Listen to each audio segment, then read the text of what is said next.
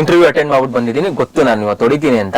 ಸಂಜೆ ಒಂದು ಲೆಕ್ಚರರ್ ಇಂದ ಫೋನ್ ಬಂದಿದೆ, ಇದು ಯಾರಿದು ಅಂತ. ಸರ್ ನಾನು ಸುಹಾಸ್ ಹೇಳಿ ಅಂತ ಇದ್ದೀನಿ. ಏನಪ್ಪಾ ಮಾಡಿದ್ಯಾ ನೀನು ಅಂತಂದ್ರು. ಏನಾಗಿದೆ ಅಂದ್ರೆ ಆಪ್ಟಿಟ್ಯೂಡ್ ಅಂತ ಬರೀತಾರೆ ಫಸ್ಟ್ ರೌಂಡ್. ಆಪ್ಟಿಟ್ಯೂಡ್ ಆದ್ಮೇಲೆ 100 ಜನಕ್ಕೆ ಯು ಆರ್ ಸೆಲೆಕ್ಟೆಡ್ ಅಂತ ಕಳಿಸ್ಬಿಟ್ಟಿದೆ, ಇನ್ಫೋಸಿಸ್ ಎಕ್ಸಾಮ್ ಇದು. ಅದೇನಾಗಿದೆ, ಇವರಿಗೆ ನಮ್ಮ ಕಾಲೇಜ್ ಅವ್ರಿಗೆ ಈ ನನ್ನ ಮಕ್ಳು ಒಂದ್ 5-6 ಜನ ಫೋನ್ ಮಾಡಿದ್ರು, ಸರ್ ನಮ್ಗೆ ಇನ್ಫೋಸಿಸ್ ಇಂದ ಈ ತರ ಸೆಲೆಕ್ಟೆಡ್ ಅಂತ ಮೆಸೇಜ್ ಬಂದಿದೆ ಅಂತ.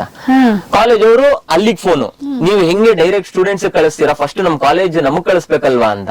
ಅವರು ನಾವೇನು ಕಳ್ಸೇ ಇಲ್ಲ ಅಂತ. ಕಳ್ಸಿರೋ ನಂಬರ್ ಫೋನ್ ಮಾಡಿದ್ರೆ, ಸಾರ್ ಹೇಳಿ ಅಂತ ನಾನು ಈ ಕಡೆಯಿಂದ ಎತ್ತಿರೋದು. ಏನಪ್ಪಾ ಮಾಡಿದ್ಯಾ ನೀನು ಸ್ಟೂಡೆಂಟ್ಸ್ಗೆಲ್ಲ? ಸುಮ್ನೆ ನಾನ್ ಸೆಲೆಕ್ಟ್ ಆಗಲ್ಲ ಅನ್ಕೊಂಡು ಕಳ್ಸಿದೀನಿ. ಕೆಲವ್ರಂತೂ ಮಾರ ಏನೋ ಆಡಿಟೋರಿಯಂ ಮುಂದೆ ಹೋಗಿ ನಿಂತಿದಾರ ಪಾಪ. ನಾನು ಆ ತರ ನಂಬಿಕೆ ಇರೋ ತರ ಕಳ್ಸಿದೀನಿ.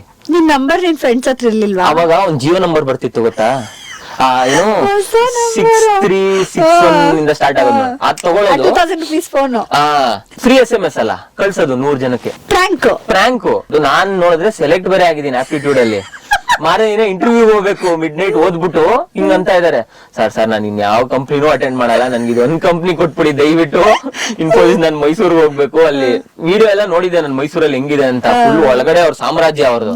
15 ದಿನ ನನ್ ದಸರಾ ರಜಾ ಫುಲ್ ಹಾಳು ಮಾಡಾಕಿದ್ರು. ಡೈಲಿ ಹೋಗೋದು ಪ್ಲೇಸ್ಮೆಂಟ್ ಆಫೀಸ್ ಮುಂದೆ ಕೂರೋದು, ಪ್ಲೀಸ್ ಸರ್ ಅಂತ ಪ್ರಿನ್ಸಿಪಲ್ ಹತ್ರ ಕಳ್ಸೋದು, ಅವರು ಮತ್ತೆ ಪ್ಲೇಸ್ಮೆಂಟ್ ಹೆಡ್ ಹತ್ರ ಕಳ್ಸೋದು.